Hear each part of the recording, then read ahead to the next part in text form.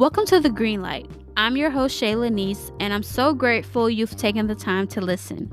On today's episode, I have Lauren Ashli, and I'm excited to get inside her world of TV and film. From working on TV sets like Black Lightning, The Game, and Starz BMF, to producing her own content and short films, Lauren is a true visionary. So let's get into it. How have you been? Girl, I'm good. It's kind of weird because I feel like I'm still kind of adjusting to 2023, but Yes. overall, I'm doing pretty good. How are you doing? I'm doing good. Just like you, I'm still trying to adjust, but I'm really finding my groove in my Mm-hmm. career and my Good, position as a publicist. So good.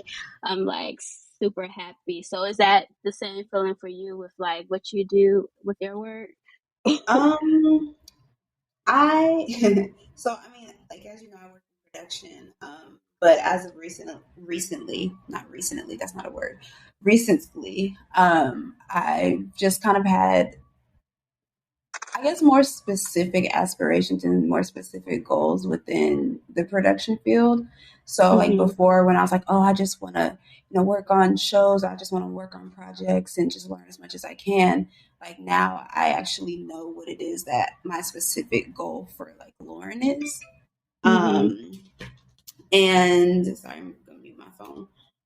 But yeah, so like now I have like my specific goals of like the type of content, the type of work that I want to actually put my name on and feel proud of rather than, working for other people. And of course like that will always be my job. But as far as like me as an artist, me as a creative, I'm just feeling a little bit more confident in that, like being Mm, separate than what I do to pay my bills.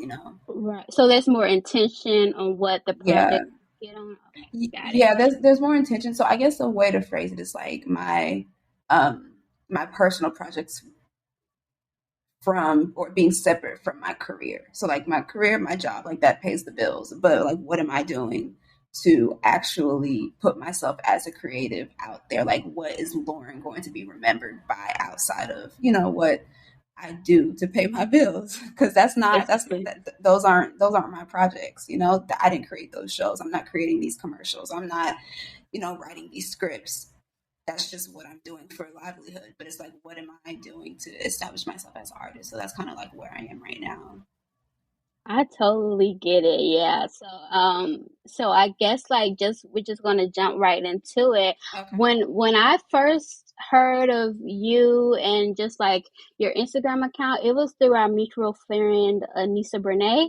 Yes, We it's both so went, funny. yeah, Yeah. we both went to West Georgia at the same time, and she will always post you or tag you in certain posts or events that Mm-hmm. y'all would do. So that's how I followed you, just through her interactions with you on social media. And so I think a few years later, we actually met in person during the cinema project at Georgia Mm-hmm. State. And I Yeah. was like, the same vibe I felt online, that's how I felt in person. You're just so warm Oh, and thank you're you. so personable. And I was like, your personality online totally matched who you are in person and who you are at Mhm. the core.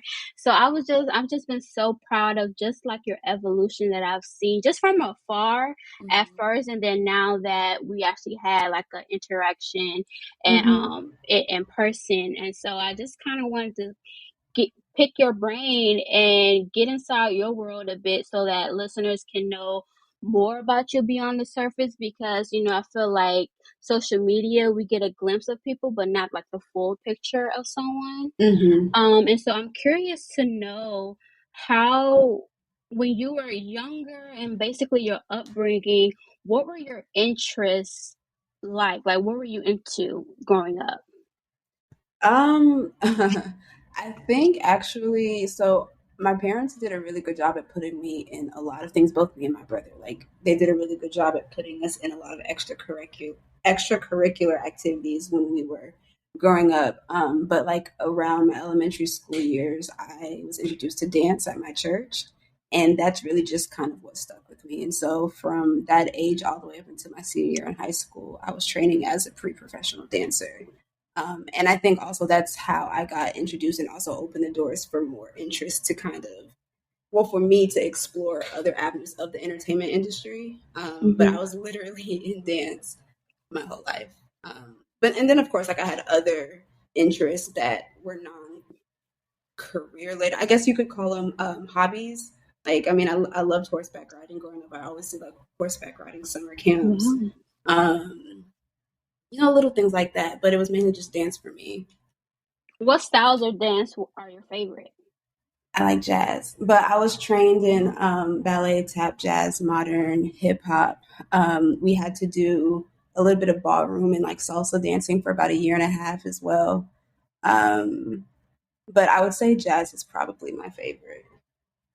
Who are some of like your dance inspirations growing up because you pursued it so long? Like, did you have Hmm. any like role models in dance? Um, not well. As I grew older, okay. So I had my dance instructor who was a very very prominent figure in my life, kind of like a second mom. So I am very familiar with her background and her training and what she did to grow as a dancer. So she was always an inspiration to me. Her name is Andrea, in the studio's Fusion Performing Arts. But outside of that, I don't think I started looking at other pre or other professional dancers until I got older, and that's when I was introduced, to people like Alvin Ailey and Judith Hmm. Jameson and Debbie Allen. Um, People of that sort. Like when you get to certain age when you can start doing research on your own and you actually Right. care. And for me, that was in like around my high school years. But of course, growing up, I was always told about the Alvin Ailey's, but it wasn't until I got older when I was starting to, I guess, gain an interest and passion for it myself. So, like on the side, like as a high school student, were you a part of like the TV club, Hmm. or were there any type of Yeah. like TV and film that kind of piqued your interest in, or no? So I went to Arabia Mountain on the east side in Lithuania, and they had like career pathway programs, and I was in the, I guess you'd call it broadcast journalism or mass. I don't remember what you called it, but it was like the TV portion or TV focus of the high school. So there was healthcare, culinary arts, et cetera, et cetera. But I did the mass media career pathway, and in that career pathway is where I was actually introduced to how to edit. I did a little on camera stuff just because at the time I was also interested in acting. But once I was Hmm. exposed to like behind the scenes, that's kind of what piqued my interest and I stuck with it. So I kind of, and actually it's interesting while I'm talking about it, dance did lead me to my desire or interest of possibly pursuing acting. Um, but again, like with the career pathway program at Arabia, those skills I learned, these are like skills that could probably take me into other places. And then that's what I used to apply to college as well. So I feel like everything just kind of connected, but within high school, I was kind of teetering between, do I want to be on camera? Do I want to be behind the scenes? And I'm Hmm. not going to lie, like even when I graduated high school, I still had the interest of being on camera. But I think for me specifically, I just found a love for being in control of like how stories develop. Like, what can I do to make this go from an idea to on screen, you know? Right, Mm-hmm. absolutely. And so, how, so early on, so once you graduated high school and then you went to college, is that where you got into TV production? Like, what's your degree in? My degree, so my degree is actually in public relations. Oh, wow. Yeah, Me too. yeah, I got a degree in PR, and I think my focus was in like public speaking or something like that. Um, I think that was my emphasis. But I graduated from Valdosta State, and I actually went there looking at their mass comm program. But also, while I was in the program, I realized that being on camera or working in news wasn't something that I wanted, and that's how Valdos's program was structured. It was like teaching people how to make news segments, and that necessarily wasn't what I wanted to do. And so I tried to find value in the communication program at the school, and I guess PR just piqued my interest the most, Hmm. because also I was still pursuing journalism. And so I was like, okay, I could do something possibly with this PR degree, whether I pursue journalism or not. And so that's what stuck, and that's what I got my degree in. Oh wow, it's so it's kind of like a complete turnaround of what you Yeah. actually do now in the TV and film industry. But Yeah. at the core, with public speaking and being Hmm. like a people person every day, that you know you have to present yourself in front of Yeah. people. Do you think like some of the skills or the courses that you learn with that with PR has it helped? Yeah. I Um, mean, I think PR is just like really in-depth people skills, you know? So I don't remember specifically the courses that I had to take, but just like looking back, I do remember taking interpersonal and intrapersonal communication classes. And being a producer or working within the production field, you have to know how to communicate efficiently. So things like that definitely crossed over or translated into the industry that I'm in now, which is great. But at the same time, I'm not a public speaker. I actually run from public speaking opportunities. I don't want to be that person. Um, so yeah, it definitely helped. But at the same time, I think I've just also always been a great communicator. So I don't know. I think it's a little bit of both. Like I think it helped, but then also whether I got my degree in mass comm or history or whatever the case may be, I probably still would be in the field that I'm in right now. oh yeah, absolutely. I Yeah. think yeah, because it's definitely like a God-driven purpose and gift that you do have in Oh, this thank you. industry, and Yeah. so it shines all over you, whether Oh, you thank you. want to be or not. And I think like the core of the show is called The Green Light, and it actually Hmm. comes from one of my favorite Beyonce songs, Yes. Green Light. Green light, yes. Yeah, yeah. And so like of course like I love the lyrics, but when I actually like Google the definition of a green light, it's Hmm. basically like a green traffic light giving permission to proceed. And like Hmm. that word permission stuck out to me because it was Hmm. a point of my life, like when I was thinking of this podcast, like what is holding me back from like going forward with all of my endeavors and all of my dreams and interests. And I felt like for so long I had to ask permission from Hmm. other I had to ask permission to like live my life in a sense. Yeah. And Yeah, so you I can't do wanted that. Yeah. exactly. So I wanted to know like has there ever been a point like when you was in school or once you graduated where you felt like you had to like get permission or you couldn't truly live your life yet? That's a great question. Um, Honestly, I want to say no, only because, and that's not to say that I've had everything figured out, but as far as asking permission to do what I want to do. Like I come from a very supportive Hmm. family. And so even before I was an adult, I had parents that supported really anything that I wanted to do as long as it was as long as it was within reason, you know? Right. But I mean, since we're talking about careers, like they've done things such as, helping me purchase production equipment, buying me my first camera, they bought me a green what's it called, a green screen backdrop Hmm. when I thought I wanted to be on camera. So I've always had people around me that were willing to help me and push me and remind me of the possibilities and the Hmm. opportunities that exist within life. But as far as like, I guess things that might have made me feel like, oh, I can't do this or not yet, or holding myself back in any way possible, I think that might have come from myself, Hmm. not the people around me. Got it. Yeah. And yeah, I could see that. But and also, I think it's great that your family supported you, especially just anything in the arts. Most Hmm. people have a hard time finding that support from family because Yeah. it's not the traditional route. Oh, So very, that's very much so. Yeah. so I'm glad to hear that you've always had that day one solid support system. Yeah, no, it's definitely a blessing, and it's good to have. I mean, with any industry, but in the arts specifically, it's a very freelance industry. It's a very much, am I going to work now? Am I not going to work now? Okay, I have a gig now, but will I have a gig next year? Type of field, and so to be able to have that type of support is very helpful, and still is very helpful, even in my 28th year of life.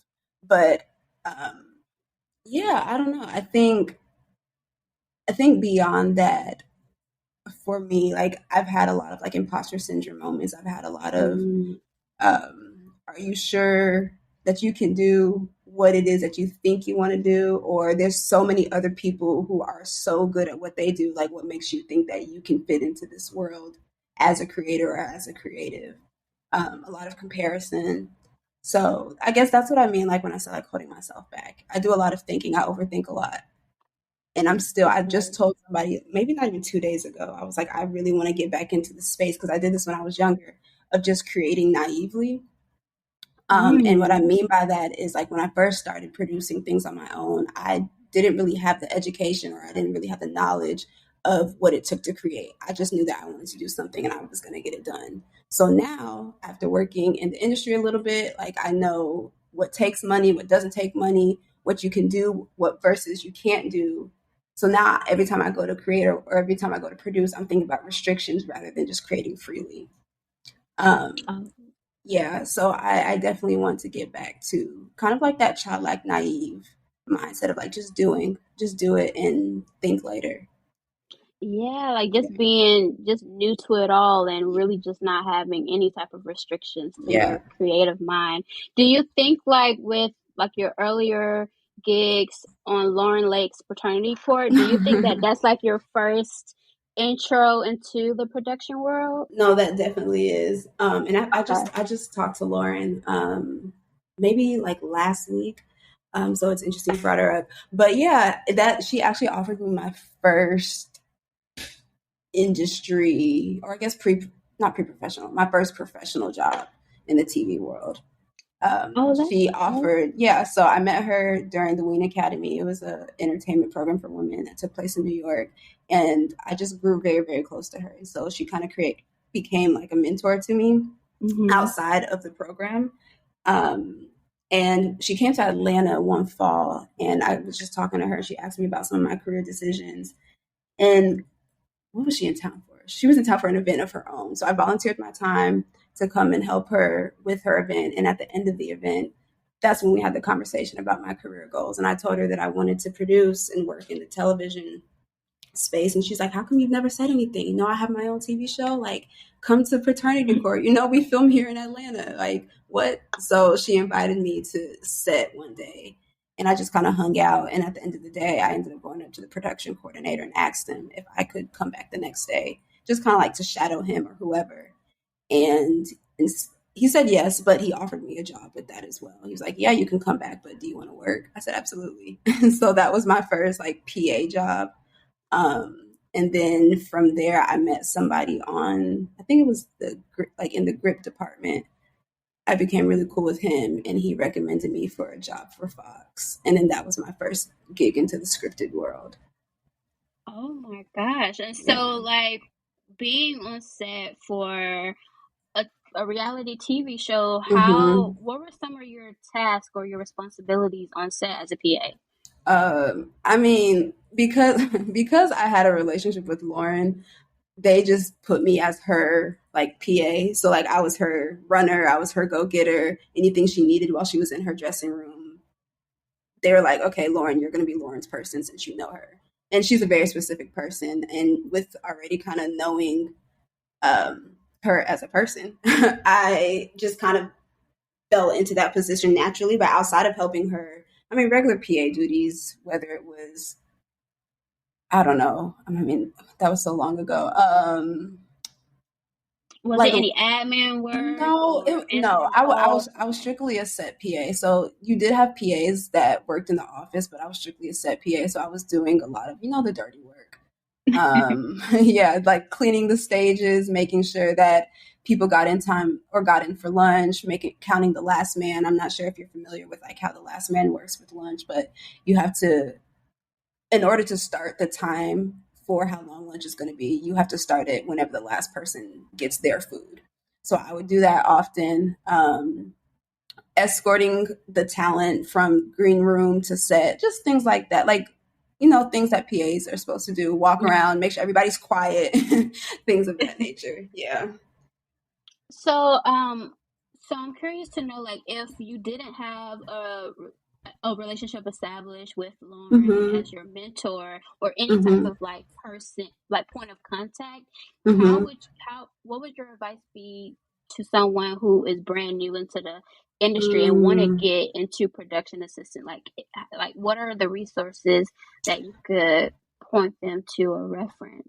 I mean, there are always, like Facebook groups, there's websites like Staff Me Up that have job postings, and those are always helpful. But the television film industry production is very much so like relationship based. A lot Hmm. of people don't always ask for resumes as long as you come from a good recommendation. But it's very much so who you know. So even if you're looking to get in as somebody new who has never had a TV job, it still sometimes comes down to who you know, because if you don't know anybody that works in the industry, it's like how would you even get that referral if you don't see a job posting online. So, Right. and that doesn't mean you have to know a producer, that doesn't mean you have to know a director, but do you have any friends that are PAs in an office? And you never know. And that's how I got my job on Black Lightning.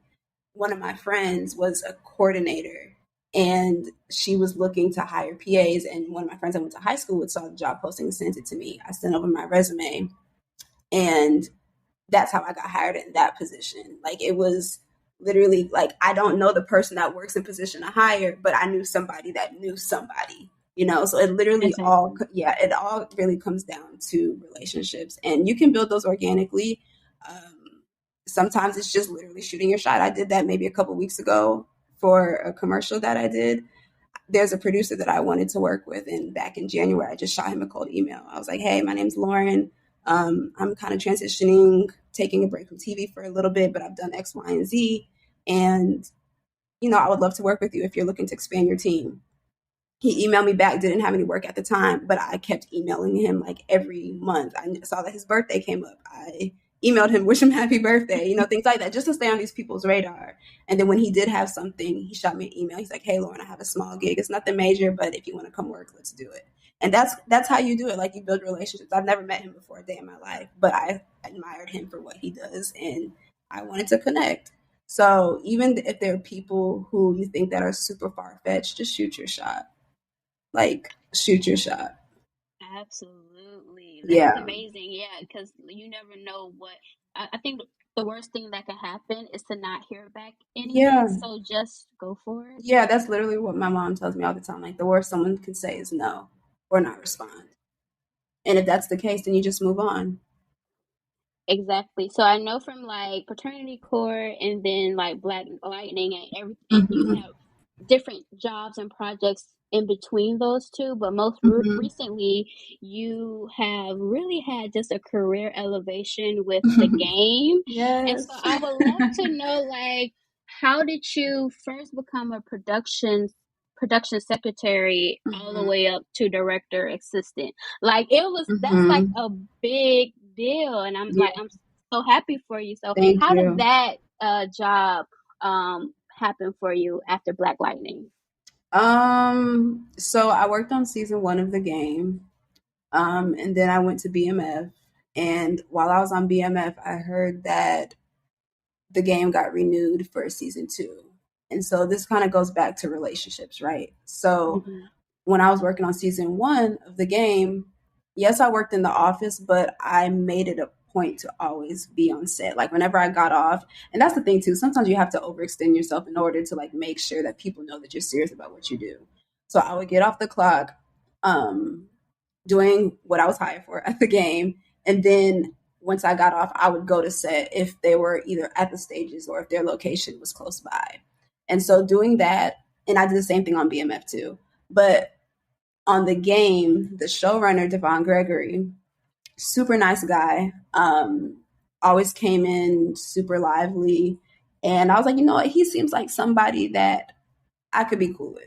And so I made it a mission to create some type of relationship with him throughout the season. And of course, he's a showrunner, so he wasn't super available to just sit and chat with me.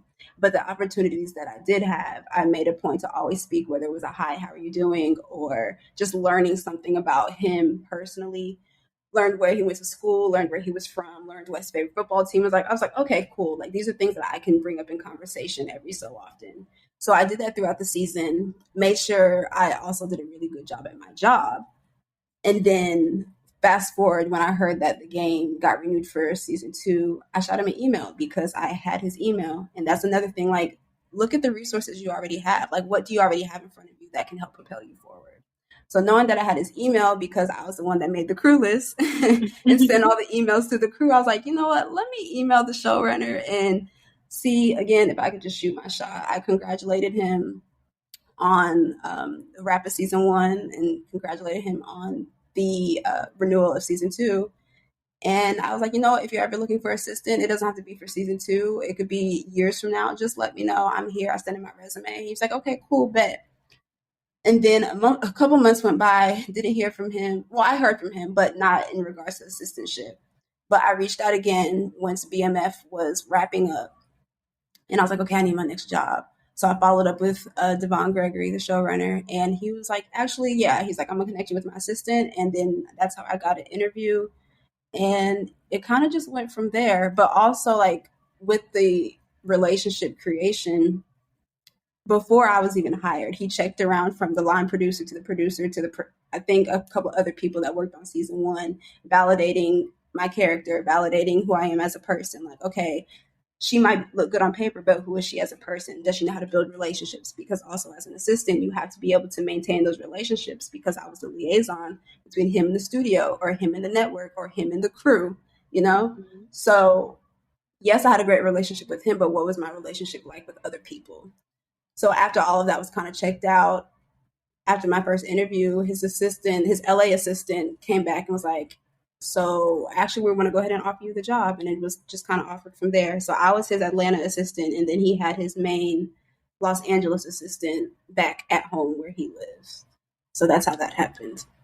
That's awesome. So what I'm hearing is that being a great communicator, as you Yes. exemplified, and Uh-huh. also just your character, because he had to cross reference and Right. ask other people around. Like those are the two things that are picking up. I know there's more Mm-hmm. to it, but really your character and just being a good listener and attentiveness, like all of those things are Yeah, important. but I mean, honestly, it's like there really isn't much more to it. Like, if you work hard, if you know how to build relationships, if you know how to put yourself out there, then all of those 3 things kind of work together. And those I believe, I mean, of course, there might be a few other things, but those would be my top 3 on like how to navigate the industry. Like, what are your relationships like? Do you work hard? Do you know how to hustle? You know, are you nice to people?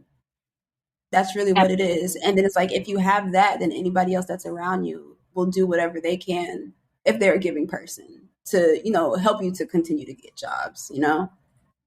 That's how the industry works. Absolutely. At the Mhm. beginning of our conversation, you talked about being intentional in the projects that Mhm. you own or that you are a part of. Do Mhm. you think that it was a natural transition to start your own production company through those different projects you had as an Um, employee? well, no. So I actually started creating on my own before I really started working for real. So I attended the Nate Parker Foundation in Texas, I believe. And it's a film program that was founded by the actor Nate Parker. And from that program is where I really was able to hone in on my producer skills and look at myself like, okay, Lauren, you can really do this on your own, right? Mm-hmm. So I already had a pre-existing company. I guess I guess it is a company, but it was mainly a group of friends, and we all had the common interest of filmmaking, and so we created some non-scripted content. But then after the Nate Parker Foundation is when I realized I can really do this scripted thing. So I got the confidence from that program, and from there I was like just kind of pushing out short films on my own. And it wasn't until after that when I really started getting my, you know, my feet wet in the professional television space as a professional woman, or I guess however you say that. But yeah, no, I was doing it way before then. Way before then. I think it's just because I've just always had the desire to create. Right. Like I said earlier, like dance really inspired me creatively. Like I was a performer before I even knew I was a performer. Like I was an entertainer before I even knew what the entertainment industry was. And from then, like knowing that I as a dancer, I had the ability to entertain people, to bring and evoke emotions from people, that kind of just carried into production with me, if that makes sense. So I'm Oh, still kind of doing the absolutely. same thing, but it's in different ways. Like with dance, I was on stage, telling stories through my body. With music, in the television space, I'm telling stories, evoking emotions through whatever it is I'm creating, you know? So it was Right. always there. The storytelling was always there. It's just the medium has changed a little bit. So how do you kind of balance all of those interests in dance and content creation? Not only like the 9 to 5, so to say, like projects you The have. 12 hours. Yeah, really, yeah, 12, 15, really. But Yeah. also like the TV production side with BWBM. Like, how Hmm. do you balance all of those interests because they're so amazing, but it takes a lot of time and effort. It does, but it takes a lot of sacrifice. Like I think the first time I really experienced what it would take to pursue both was when I was on Black Lightning. So I produced my first short film. Yeah, I think that's yeah. I produced my first short film, Watercolor, when I was on Black Lightning, on season 3 of Black Lightning. I did 3 and 4, but during season 3, I was the late. I was on the late shift, so like I would be working with the crew. If they went into overnight hours, I would be with them. So knowing that, I was like, okay, I can't be home, but I have this film I need to work on. So what am I going to do? Now, I don't recommend this, but because of the office space and the bosses that I had and things like that, they were either very lenient once people started going home, or I wasn't being supervised at all. So I would be doing my work, but I would be on phone and Zoom calls in my AirPods, with my production team doing pre-production or in the writers' room or whatever we were doing at the time. So I was sacrificing. I guess while I'm at work, it wasn't a sacrifice because I was awake. But if I had to go home and continue to be awake, knowing I had to be back at work in a couple hours, that's when the sacrifice would come in. So, Absolutely. yeah, so after working a 12-hour shift, but then it's like, okay, but you have the short film. Do you want to do it or do you not? I wanted to do it. So that's when I was like, okay, well, I'm going to sacrifice maybe 2 hours of sleep and hop on this Zoom call. So with watercolor, one of Hmm. the earlier short films, Yeah. what's the difference between taking on that project to be executive producer versus being Hmm. a producer for another short film that you Yeah. have? Like, what makes the distinction? Yeah, so an executive producer, I guess in the professional world and independent too, is usually where the financing comes from. Like who is providing the money? Who is and you can have multiple executive producers. But the executive producer usually comes from like who's providing the money, or who did the idea originate from, who's helping back the project. Those are the executive producers.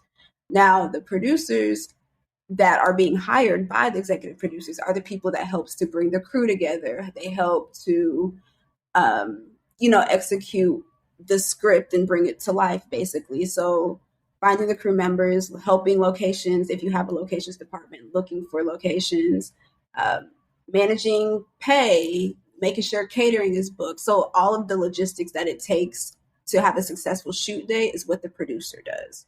The producer works for the executive producer. So in Watercolor's case, I was the executive producer, but also the producer. But for some of the films that I got hired to do, for instance, like with Damn Right Originals, I was the producer because the executive producer came from their team. Got it. Yeah. Okay, which role do you love the most or prefer the most? I, I think it depends on what the project is. Like if it's an idea of my own, then of course, like I would love to be EP. Um, and naturally, I probably would be one of the EPs. But I also like producing because just because you're an executive producer doesn't mean you interact with the crew. And I love to interact with people. And also just like Got puzzle it. pieces. Like I love putting things together to figure out what it is we need to do in order to make something happen, and that's what a producer does. Um, so I would naturally say producer, but at this space that I'm in my life right now, I've been leaning more and more towards the creative side as well. So interest in directing or creative Mm. producing. Um, So yeah, I mean, I'll always be a producer, but sometimes I definitely feel myself pulling because I'm a creative first that knows how to do really good logistics. And that's why how I fell Right. into producing. It's like, okay, because I mean, think about it. If you were to create a short film, you wrote something or you had an idea and you started to figure out how to put it together, you would be a producer naturally because you're trying to pull all Right. these strings and trying to figure out, okay, where do I need to shoot? Who do I need to hire? What lighting do I need? What camera should we use? Like that's what a producer does. So you would naturally be a producer. And so like sometimes I'm like, you know what? I don't want to focus on logistics. I just want to focus on the creative. I want to figure out and focus on what the project is going to look like on camera. And I don't want to have to worry about how much I have to pay locations for where we're shooting, you know? So it just depends Absolutely. on what the project is. Oh, that's something to think about and consider. Okay, just even like personally for myself, but Mm-hmm. so and with those type of like higher up titles, is it also important to also know the other areas of a short film like lighting and sound? Like how involved are you with other areas of a production? I mean, it's very good to know on a broad scale of what's needed because as a producer, you work with the department heads to help them get what they need in order to execute whatever it is you're shooting, right?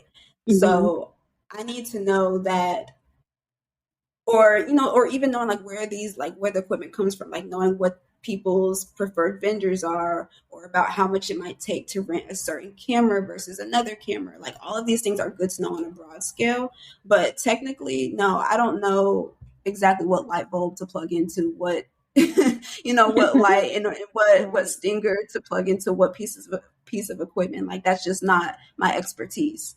But on a broad scale, I do know that we're going to need X, Y, and Z, or we're going to need a certain type of light, or we're going to need a certain type of lens.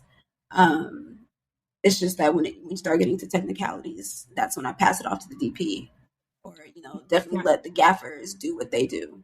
But if I can know on the like basics of what they Mm-hmm. might ask for, then Yeah. I feel like I've done my job. Oh, absolutely. Do you Hmm. have a few business must-haves when starting a production company? Um, I would say a good team. Um, you don't necessarily have to. So with a production company, also you need to figure out if you want to be the one that's producing other people's ideas, or if you're just going to act as a production company that's going to produce your own ideas, because that would be two different, I guess, business structures.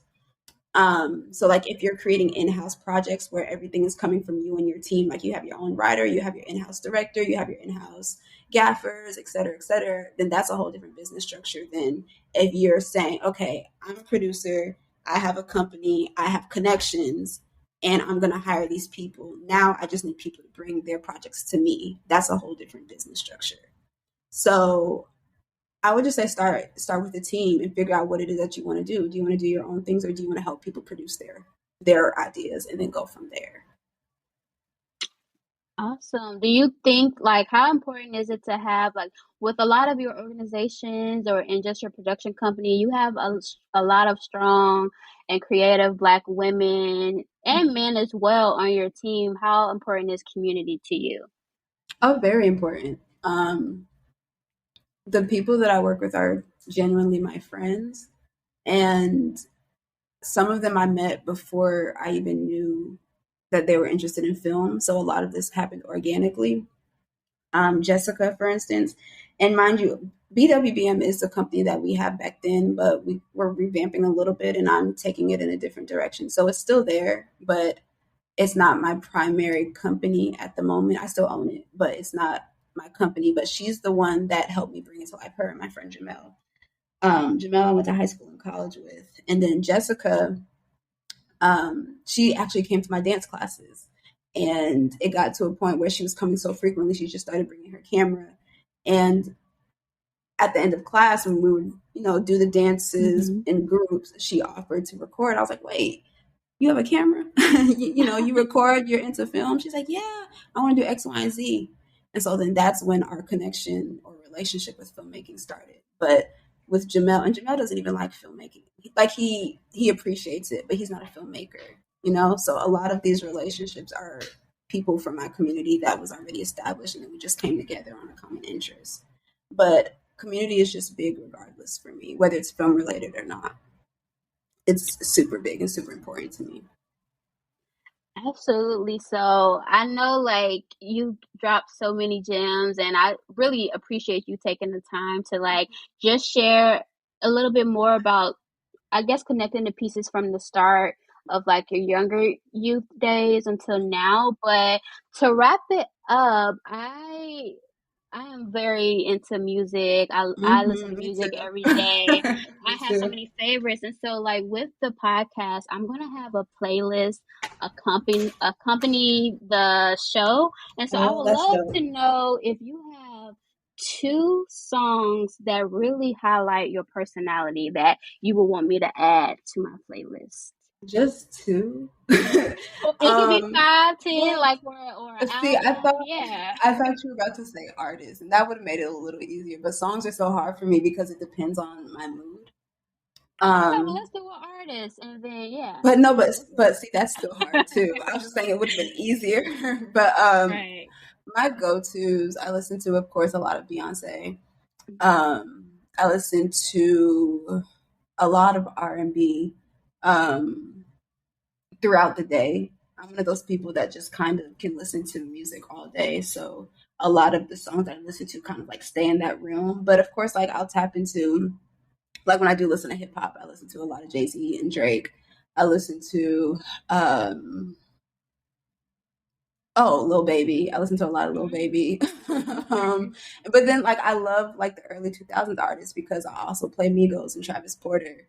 Um it really just depends on the mood. I like Megan. Mhm. Then of course, like my gospel music, like Oh, yeah, absolutely. yeah. So it really just depends. That's why when you said a song, I'm like, girl, I don't Too know. many. Yeah, because I mean, yeah, I even listen to jazz music. I listen to movie soundtracks.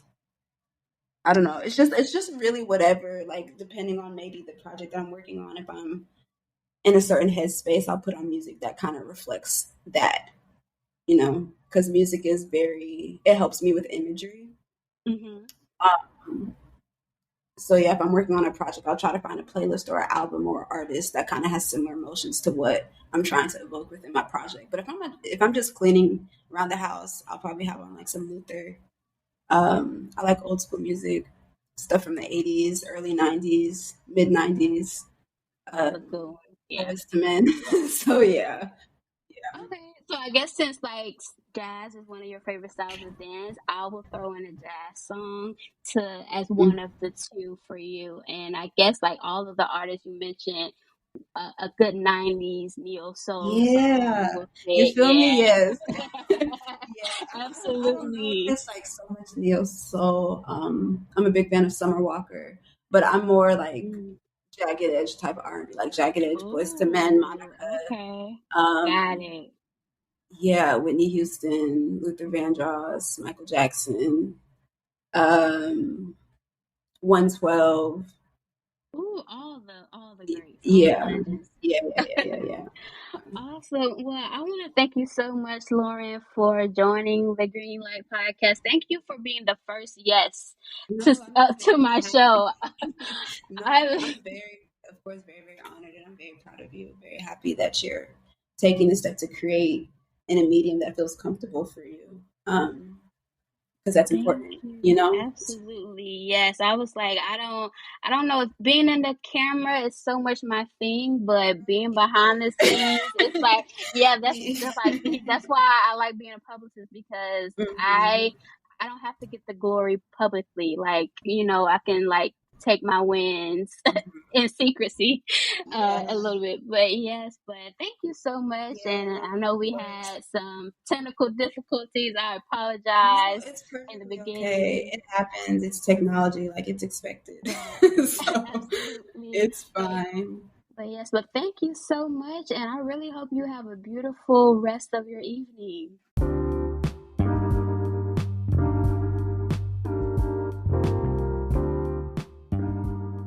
If you love today's guest and our green light convo, please tell someone, your mama, daddy, cousin, sister, brother, auntie, uncle, about the show, and be on the lookout for the next episode.